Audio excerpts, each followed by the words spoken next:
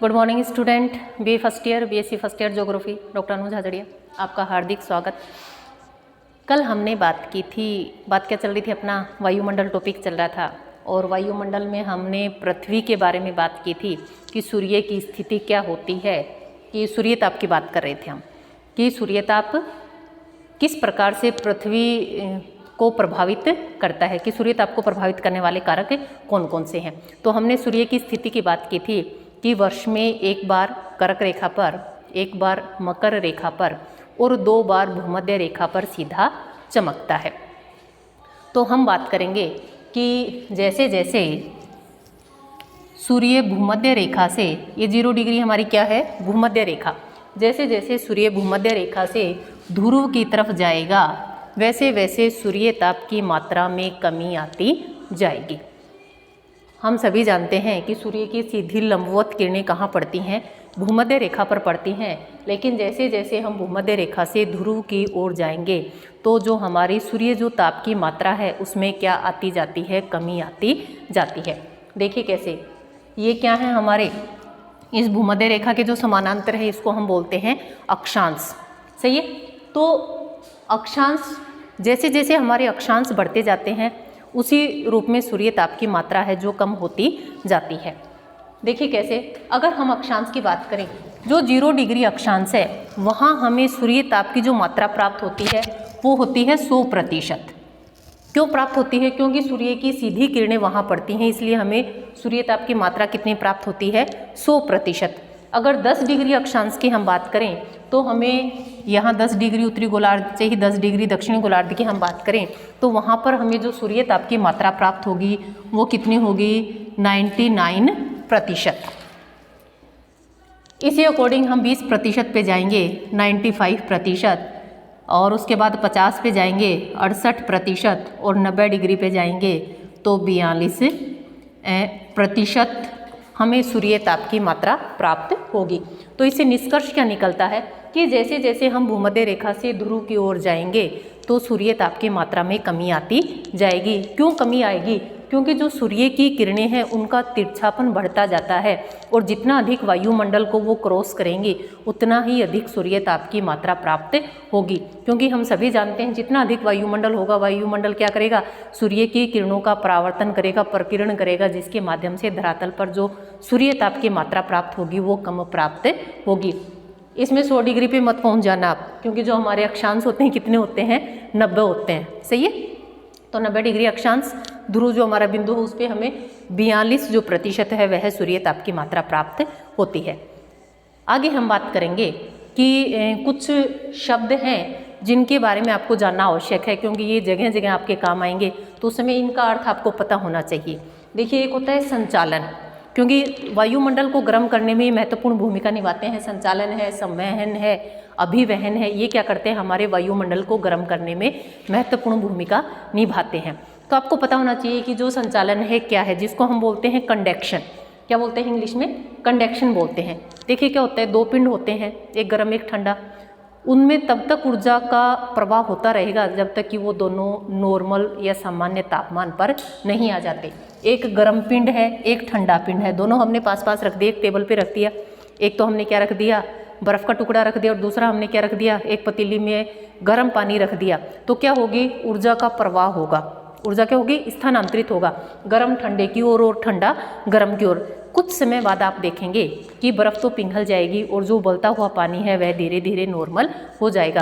क्यों, क्योंकि दोनों में जो ऊर्जा का क्या हो गया, स्थानांतरण हो गया, इसलिए बर्फ़ तो पिघल गई और जो गर्म पानी था वो धीरे धीरे क्या हो गया, ठंडा हो गया। तो इस प्रकार की जो विधि होती है उसको हम क्या बोलते हैं, संचालन बोलते हैं, और इंग्लिश में हम उसको बोलते हैं कंडक्शन। नेक्स्ट है संवहन। संवहन, देखिए मैंने आपको जब वायुमंडल की परतें बताई थी तब भी मैंने बताया था कि संवहनीय मंडल भी बोलते हैं, शोभ मंडल भी। उसका रीजन क्या था, क्योंकि किरणें कौन सी चलती हैं, तरंगें कौन सी चलती हैं, संवहन चलती हैं। इंग्लिश में बोलते हैं कॉन्वेक्शन। देखिए इसमें क्या होता है, देखिए मैंने आपको लिखवाया भी है कि लंबवत, कि वायुमंडल में नीचे से ऊपर की ओर, वायुमंडल में देखिए हवाएं भी दो प्रकार से चलती हैं, एक तो दाएं से बाएं चलती है। अब जैसे लू की बात करें, तापमान में अंतर होगा, दाएं से बाएं चलेगी, क्षैतिज चलेंगी। लेकिन अगर हम इस संवहन की बात कर रहे हैं, संवहन का मतलब है जब नीचे और ऊपर के तापमान में अंतर होगा या अत्यधिक, आपने देखा होगा कि जब गर्मी के दिनों में सूर्य की सीधी किरणें हमारे यहाँ उत्तर भारत में पड़ती हैं तो जो बालू मिट्टी अत्यधिक गर्म हो जाती है, और अत्यधिक गर्म होने के बाद वो जो हवा है वो कहाँ जाएगी, ऊपर जाएगी, और जो भारी हवा होगी उसका स्थान लेने के लिए उसके स्थान पर आएगी। तो जो नीचे से ऊपर की ओर जो तरंगे उठती हैं उनको हम क्या बोलते हैं, संवहन तरंगे बोलते हैं। जो और ये संवहन तरंगे चलती कहाँ पर हैं, कहाँ चलेंगी, ये क्षोभ मंडल में चलेंगी। संवहन तरंगे कहाँ चलेंगी, क्षोभ मंडल में चलती हैं कि वायुमंडल की जो सबसे निचली परत है उसमें यह जो तरंग है वो चलती हैं। इसका क्या अर्थ होता है कि वायुमंडल में लंबवत क्या पाया जाता है, इसमें ऊर्जा का स्थानांतरण पाया जाता है। क्या आपने देखा कि नीचे की जो परत है वो अत्यधिक गर्म हो गई तो गर्म वायु कहाँ जाएगी, ऊपर जाएगी। तो वो क्या हो रहा है, उसमें संवहन हो रहा है। तो वायु का जो लंबवत वितरण पाया जाता है हम उसको क्या बोल सकते हैं, संवहन हम उसे कहेंगे। एक है दूसरा अभिवहन। अभिवहन क्या होता है, क्षैतिज रूप में जो ऊर्जा का स्थानांतरण होता है इसको बोलते हैं एडवेक्शन। तो इसमें क्या होता है, जैसे दो क्षेत्र हैं उनके वायु दाब में अंतर पाया जाता है। आपने देखा होगा कि पवनें कब चलती हैं, जब वायु दाब में अंतर पाया जाता है। अब वायु दाब में जब अंतर है तो आपको पता है कि उच्च वायु दाब से निम्न वायु दाब की ओर पवनें चलेंगी। तो इस प्रकार से जो पवनें चलती हैं, क्षैतिज जो पवनें चलती हैं वो किस प्रक्रिया का भाग है, अभिवहन। सही है, उदाहरण किसका है, अभिवहन का उदाहरण है। तो जो हमारा वायुमंडल गर्म होता है, ठंडा होता है, उस पर एक जैसा तापमान पाया जाता है, वो सब किसके कारण होता है, इन सभी प्रक्रियाओं के कारण होता है। क्योंकि जब वायुमंडल के तापमान में अंतर पाया जाता है तो इन्हीं प्रक्रियाओं के माध्यम से क्या होता है, वहाँ पर तापमान का जो अंतर है वह कम पाया जाता है। जैसे लू है, स्थानीय क्षेत्र में चलने वाली क्या है, पवन है। लू है किसका उदाहरण है, क्षैतिज का। क्यों, क्योंकि जैसे ही उच्च वायुदाब और निम्न वायुदाब के केंद्र बनेंगे क्या होगी, पवन चलना प्रारंभ हो जाएगी। क्योंकि उच्च वायुदाब से निम्न वायुदाब की ओर पवनें क्या करती हैं, गति करती हैं। तो जो अभिवहन है, जो लू है किसका उदाहरण है, अभिवहन का। ठीक है। एक होता है पार्थिव विकिरण, जगह जगह आपके काम आएगा कि पार्थिव विकिरण क्या होता है। एक होता है पार्थिव विकिरण। देखिए क्या होता है, वायुमंडल को जो नीचे से गर्म करने की जो प्रक्रिया होती है हम उसको क्या बोलते हैं, पार्थिव विकिरण। क्योंकि देखिए सूर्य की सीधी किरणों से कभी भी वायुमंडल गर्म नहीं होता है। सूर्य की सीधी किरणों से कभी भी वायुमंडल गर्म नहीं होता है, क्योंकि हम सभी जानते हैं कि सूर्य से जो हमें किरणें प्राप्त होती हैं लघु तरंगों के रूप में हमें वो किरणें प्राप्त होती हैं। इतनी तीव्र गति होती है कि वो सीधे धरातल तक पहुँच जाती हैं। वो चीज़ अलग है कि परावर्तन प्रकीर्णन वो चलता रहता है, लेकिन उससे वायुमंडल जो है हमारा गर्म नहीं होता है। वायुमंडल कैसे गर्म होता है कि धरातल के संपर्क में वायु आएगी, वो गर्म होगी, फिर वो ठंडी वायु के संपर्क में आएगी, फिर वो ठंडी वायु गर्म होगी। उस अकॉर्डिंग क्या होता है, हमारा वायुमंडल गर्म होता है। तो नीचे से ऊपर की ओर परतों का जो गर्म होना हम उसको कह सकते हैं कि जब दीर्घ तरंगों के माध्यम से पार्थिव विकिरण होगा तब क्या होगा, हमारा वायुमंडल गर्म होगा। क्योंकि हम सभी जानते हैं कि सूर्य से जो हमें किरणें प्राप्त होती हैं लघु तरंगों के रूप में हमें वो किरणें प्राप्त होती हैं, लेकिन जब वो वापस जाती हैं तो किस रूप में जाती हैं, दीर्घ तरंगों के रूप में जाती हैं। और दीर्घ तरंगों के कारण ही क्या होता है, यह पार्थिव विकिरण होता है, जिसमें वायुमंडल नीचे से ऊपर की ओर गर्म होता है। हो गया पार्थिव विकिरण। एक होता है विस्तृत दीवा प्रकाश। एक बार इसको भी समझिए फिर समझाती हूँ इसको। एक है आपके पास विस्तृत दीवा प्रकाश। आपने देखा होगा कि जब प्रकीर्ण होता है, परावर्तन होता है, तो उसमें ऊर्जा का जो कुछ भाग होता है वो क्या होता है, वापिस वायुमंडल से कहाँ पहुँच जाता है, सतह पर पहुँच जाता है। विस्तृत दीवा जो प्रकाश होता है उसमें क्या होता है, प्रकीर्ण और परावर्तन के कारण ऊर्जा का कुछ भाग वायुमंडल से वापिस धरातल पर पहुंच जाता है, जिसके कारण क्या इसको हम क्या कहेंगे, विस्तृत दीवा प्रकाश हम इसको कहेंगे। सही है कि प्रकीर्ण और परावर्तन जब होता है तो क्या होना चाहिए, वापस ऊर्जा जानी चाहिए, लेकिन उसका कुछ भाग धरातल तक पहुंच जाता है, ऊर्जा का कुछ भाग धरातल तक पहुंच जाता है, तो हमने उसको नाम क्या दिया, विस्तृत दीवा प्रकाश। देखिए अब हम नेक्स्ट बात करेंगे, किसकी बात करेंगे हम नेक्स्ट, पृथ्वी की ऊष्मा बजट की बात करेंगे। देखिए क्या होता है उसमें, ये आपको समझ में आ गया होगा। कोई भी प्रॉब्लम हो तो आप मुझे कमेंट कर सकते हैं।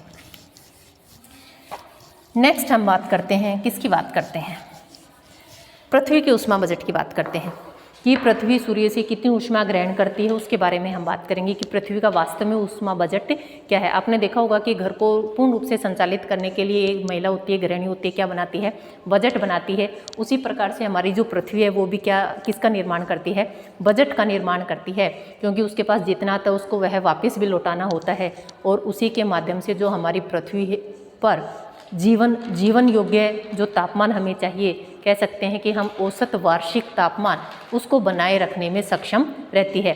अब देखिए, अगर हम सूर्य से प्रकाश लेते रहेंगे तो क्या पृथ्वी पर इतना अधिक तापमान नहीं हो जाएगा कि पृथ्वी पर जीवन ही संभव न हो। अगर हम उस सूर्य को देते रहेंगे, ऊर्जा देते रहेंगे, तो क्या पृथ्वी इतनी ठंडी नहीं हो जाएगी, तो भी अत्यधिक गर्म होगी, तब भी उस पर जीवन संभव नहीं होगा, और अत्यधिक ठंडी होगी तब भी उस पर जीवन संभव नहीं होगा। तो जो पृथ्वी है उसको जितना भी प्रकाश दोपहर के समय जितनी भी ऊर्जा मिलती है, रात में क्या कर देती है, उसको वापस रिफ्लेक्ट कर देती है, और जिसके माध्यम से वह अपना, कह सकते हैं कि एक औसत वार्षिक तापमान बनाए रखती है, जिसके कारण पृथ्वी पर जीवन संभव पाया जाता है।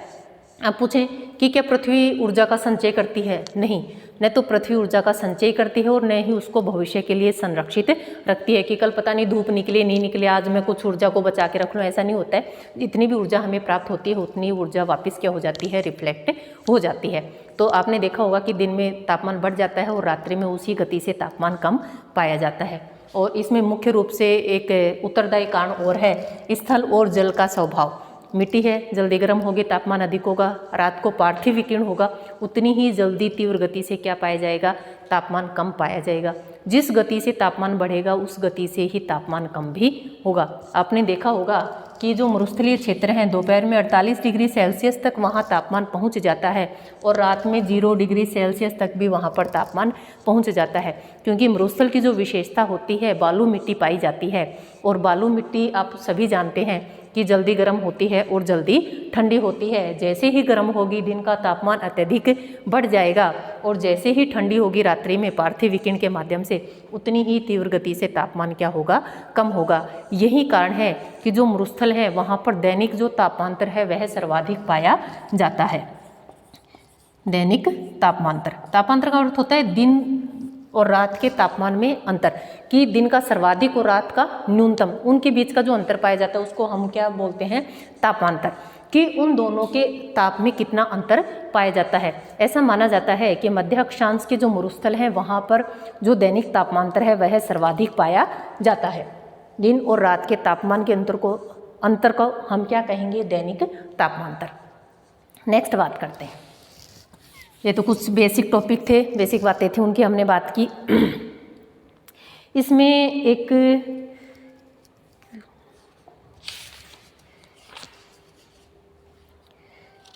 किसकी बात करेंगे हम, ऊष्मा बजट की बात करेंगे। कुछ और बताना चाह रही थी मैं, चलो नेक्स्ट जब ध्यान आएगा तब बताती हूँ। हमने बात करी थी पृथ्वी का ऊष्मा बजट, कि जितनी भी सूर्य से पृथ्वी को ऊर्जा प्राप्त होती है वह उतनी ही वापस पृथ्वी को लौटा देती है। अब पहले हम बात करेंगे कि वास्तव में जो पृथ्वी है उसको कितनी ऊर्जा प्राप्त होती है, और फिर हम बताएंगे कि उसने जो ऊर्जा उसने ग्रहण की वो किस किस रूप में वापस लौटाई। बात करते हैं पृथ्वी तथा वायुमंडल का ऊष्मा बजट। देखिए, जब भी हम प्रतिशत की मात्रा की बात करेंगे, प्रतिशत को किस में करते हैं हम, प्रतिशत का मतलब होता है 100, सही है। प्रतिशत का अर्थ क्या होता है, 100, कि अगर यहाँ हम किसी का भी विभाजन करेंगे तो इसका मतलब क्या है कि वह कितने में से है, 100 में से। तो जो ताप की मात्रा है उसको हमने प्रतिशत में किया है, तो प्रतिशत मतलब 100, कि जो सूर्य से हमें ऊर्जा प्राप्त होगी वो कितनी होगी, 100% हमें प्राप्त होगी। अब पृथ्वी कितनी ग्रहण करती है, कितनी वापस लौट आती है, जितनी ग्रहण करेगी वापस सारी लौटाएगी, लेकिन वास्तव में पृथ्वी को गर्म करने में हमें कितनी सूर्य ताप की मात्रा की आवश्यकता पड़ती है। करते हैं बात प्रवेशी सौर विकिरण की मात्रा, टोटल हमने कितना माना, 100, सही है। बादलों से कितनी मिलती है हमें, प्रवेशी आने वाली मात्रा है, ये बादलों से परावर्तित हो जाती है 27%। बादल हैं, धरातल पर पहुंचने से पहले ही क्या कर देते हैं, उसको परावर्तित कर देते हैं। सूर्य से ऊर्जा भेज रहा है सूर्य, सूर्य से ऊर्जा मिल रही है, लेकिन जो बादल हैं वो क्या कर देते हैं, बीच में ही उसको वापस से परावर्तित कर देते हैं। कितने प्रतिशत परावर्तित कर दी, 27%। धरातल है, कितने प्रतिशत वापस परावर्तित कर देता है, 2%। सही है। शून्य में वायुमंडल द्वारा परावर्तन 6%। सही है। इन तीनों को जोड़ते हैं तो हमारा आता है 35%। शून्य में वायुमंडल द्वारा वापस भेज दी जाती है। बताऊंगी मैं क्या होता है कि वायुमंडल को गर्म करने में जो ऊर्जा काम में आती है उसको वापस शून्य में लौटा देता है, ये वायुमंडल द्वारा। ठीक है। तो बादलों द्वारा परावर्तन होता है 27%, धरातल परावर्तित करता है ऊर्जा को 2%, और शून्य में वायुमंडल द्वारा परावर्तन होता है 6%। तो टोटल कितना हो गया हमारा, ये 27, 2 और 6 कितना हो गया, 35%। हम कह सकते हैं कि 35%। यह 35% ऊर्जा तो हमारे पास धरातल पर पहुंची ही नहीं, या हम कह सकते हैं पृथ्वी को गर्म करने में सहायक ही नहीं है। सही है। अब 100 में से 35 गए, हमारे पास कितने बच गए, 65। भाई ऊर्जा इतनी बची, ये तो क्या हो गई, आई कोई बादलों से, कोई धरातल से, और कोई वायुमंडल द्वारा वापस क्या हो गई, वापस शून्य में चली गई। कह सकते हैं कि यह 35% तो पृथ्वी को गर्म करने में कहीं भी काम नहीं आई। सही है। तो इस 35 को हटा दीजिए, हमारे पास कितना बच गया पीछे, 65 बच गया। सही है। अब बात करते हैं पृथ्वी का जो ऊष्मा बजट है उसकी बात करते हैं। सूर्य से प्रत्यक्ष रूप से जो हमें प्राप्त होती है वो है 34%।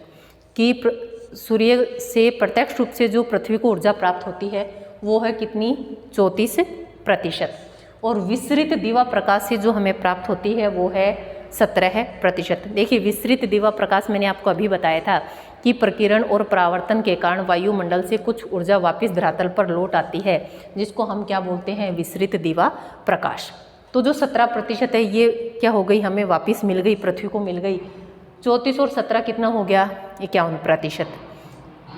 सही बात यह है कि पृथ्वी को वास्तव में जो ऊर्जा मिलती है वो कितनी प्रतिशत मिलती है, 51%। सही है। कि पृथ्वी को गर्म करने में कितनी ऊर्जा की आवश्यकता पड़ती है, 51% की आवश्यकता पड़ती है। आपने ये भी पढ़ा होगा कि हमें 2/4वां भाग सूर्य से प्राप्त होता है उसकी ऊर्जा का। अगर वो सारा प्राप्त हो तो पृथ्वी पर इतना अधिक तापमान हो जाएगा कि जीवन संभव नहीं होगा। किलोमीटर में दूरी के अकॉर्डिंग वो बात की गई थी। जो लेकिन पृथ्वी का जो ऊष्मा बजट है वो कितना है, टोटल 51%। ये 51% ऊर्जा ही पृथ्वी को मिल पाती है। सही है। क्योंकि देखिए पृथ्वी भी है और वायुमंडल भी है। हमारे पास क्या है, एक है पृथ्वी और दूसरा है वायुमंडल। तो जो पृथ्वी का वास्तविक जो ऊष्मा बजट है वो कितना है, 51% उसका ऊष्मा बजट है। आगे हम बात करते हैं वायुमंडल का ऊष्मा बजट। कि पृथ्वी को तो 51% मिल गई, लेकिन वायुमंडल उसमें से कितनी ऊर्जा को संग्रहित करता है। प्रवेशी सौर विकिरण का प्रत्यक्ष अवशोषण, वायुमंडल 14% को तो जैसे ही उसके पास पहुंचती है वो क्या कर लेता है, उसको अवशोषित कर लेता है। प्रवेशी सौर, प्रवेशी का मतलब होता है सूर्य से आने वाली, प्रवेश करने वाली, वायुमंडल में प्रवेश करने वाली। प्रवेशी सौर विकिरण का प्रत्यक्ष अवशोषण 14% वायुमंडल द्वारा अवशोषित कर लिया जाता है। और पार्थिव विकिरण द्वारा कितना, 34%। पार्थिव विकिरण बताया था ना कि धरातल के संपर्क में आने वाली वायु से क्या होगा, धरातल गर्म होगा। कौन से माध्यम से, इस पार्थिव विकिरण के द्वारा। तो जो पार्थिव विकिरण है उसके माध्यम से कितना ऊर्जा प्राप्त होती है वायुमंडल को। वायुमंडल गर्म किससे होता है, पार्थिव विकिरण से होता है। धरातल, जैसे ही धरातल की कोई परत गर्म होती है, सही है, तो उसमें क्या होता है, पार्थिव विकिरण के द्वारा क्या होती है, उस ऊर्जा का वापस उसको भेजा जाता है। जब ऊर्जा वापस जाती है तो उसी के माध्यम से क्या होता है, वायुमंडल गर्म होता है। सूर्य की सीधी किरणों से कभी भी न तो वायुमंडल गर्म होता है और न ही पृथ्वी गर्म होती है। पार्थिव विकिरण के माध्यम से वायुमंडल और पृथ्वी दोनों ही गर्म होते हैं। अब जो पार्थिव विकिरण है उसका कितना प्रतिशत है, 34%। इन दोनों को जोड़ेंगे हमारा कितना आ गया, 48%। तो हम कह सकते हैं कि वायुमंडल को गर्म करने में 48% ऊर्जा की आवश्यकता पड़ती है। और पृथ्वी को जो ऊष्मा बजट है वो कितना है, 51%। सही है। आज सिर्फ इतना ही, आगे का मैं आपको कल बताऊंगी, नहीं तो आप थोड़ा सा कंफ्यूज हो जाओगे। अभी तक आप इसको देखना कि हमारी जो पृथ्वी है उसका ऊष्मा बजट कितना है, 51%, और वायुमंडल का जो ऊष्मा बजट है वो है 48%। 51%। अब सूर्य जो पृथ्वी 51% जो ऊर्जा ले रही है, उस 51% को वो क्या करेगी, परावर्तित करेगी। कह सकते हैं ये तो ऊर्जा उसने ग्रहण की है, अब इस 51% को वो वापस भी क्या करेगी, उसमें वायुमंडल में भेजेगी। इसी में एक चीज़ और बताना चाह रही थी मैं आपको कि एल्बिडो क्या होता है। एक आगे आप पढ़ोगे एल्बिडो। देखिए जो पृथ्वी का एल्बिडो है 24 से 34% के बीच पाया जाता है। जो एल्बिडो है वो क्या होता है, किसी भी सतह से विकीर्ण की गई ऊर्जा के परावर्तित भाग को हम क्या कहेंगे, एल्बिडो कहेंगे। कि सूर्य से जो ऊर्जा प्राप्त हो रही है उसका हम कुछ भाग क्या कर देते हैं, वापस विकीर्ण कर देते हैं, वापस उसको परावर्तित कर देते हैं, वो क्या है, एल्बिडो। जो पृथ्वी का एल्बिडो है वो 24 से 34% के मध्य पाया जाता है। ठीक है। और पृथ्वी के बारे में ऐसा मानना है कि जो सूर्य है, एकमात्र ऊर्जा का स्रोत क्या है हमारे पास, सूर्य है। सूर्य से जितनी भी हमें ऊर्जा प्राप्त होगी, पृथ्वी उस ऊर्जा को ग्रहण करती है और उस ऊर्जा को वापस परावर्तित कर देती है। पृथ्वी ने तो उसका संचय करेगी कि मैं उसको भविष्य के लिए संभाल के रखूं, इस प्रकार का उसका जो पृथ्वी है वह व्यवहार नहीं करती है। उसमें यही रहता है कि जितनी भी ऊर्जा पृथ्वी को प्राप्त होती है वह वापस उसको भेज देती है। यही कारण है कि दिन में तो पृथ्वी गर्म रहती है और रात के समय वापस जितनी भी हमें ऊर्जा प्राप्त होती है उसको वापस परावर्तित कर देती है, जिसके कारण पृथ्वी पर जो एक औसत तापमान है जीवन जीने के लिए वह बना रहता है। चलो इसमें से आज मैं क्वेश्चन बता रही हूँ, आप उन पे आप मुझे कमेंट करके आंसर देंगे। ठीक है। वायुमंडल में सर्वाधिक पाई जाने वाली गैस की मात्रा कौन सी है? सही है, गैस कौन सी है? वायुमंडल में सर्वाधिक मात्रा में पाई जाने वाली गैस कौन सी है और उसकी जो मात्रा है उसके बारे में भी आपको बताना है। ठीक है। और सेकंड क्वेश्चन है, ओजोन किस से मिलके बनी है? मैंने लिखवाया था, आपको समझाया भी था। ओजोन O3 बोलते हैं हम उसको। ओजोन को क्या बोलते हैं? O3। सही है, ओजोन को क्या बोलते हैं? O3। वायुमंडल में तीसरे नंबर पर सर्वाधिक मात्रा में कौन सी गैस पाई जाती है? ठीक है। वायुमंडल में तीसरे सर्वाधिक नंबर पर मात्रा के अकॉर्डिंग कौन सी गैस पाई जाती है? जैसे आप फर्स्ट में नाइट्रोजन की बात करें, दूसरा ऑक्सीजन की बात करें, तीसरे नंबर पर कौन सी गैस पाई जाती है? ठीक है, उसके बारे में आप मुझे बताएंगे। और एक छोटा सा क्वेश्चन और, समताप मंडल में जो हमारे वायुयान हैं वो क्यों चलते हैं? इसका कारण आप मुझे लिख के भेजेंगे कि जो समताप मंडल है उसमें वायुयान क्यों चलते हैं, उसी मंडल में वायुयान क्यों चलते हैं, इसके बारे में आप मुझे बताएंगे। और एक लास्ट क्वेश्चन है कि जो ओजोन गैस है वो वायुमंडल की कौन सी परत में पाई जाती है? बताया था ना मैंने आपको वायुमंडल की परतें, शोभ मंडल, समताप मंडल, मध्य मंडल, आयन मंडल और बहिर्मंडल। तो जो हमारी ओजोन गैस है वो वायुमंडल की कौन सी परत में पाई जाती है? इसके बारे में आप मुझे कमेंट करें। ठीक है, मिलते हैं नेक्स्ट क्लास में। धन्यवाद।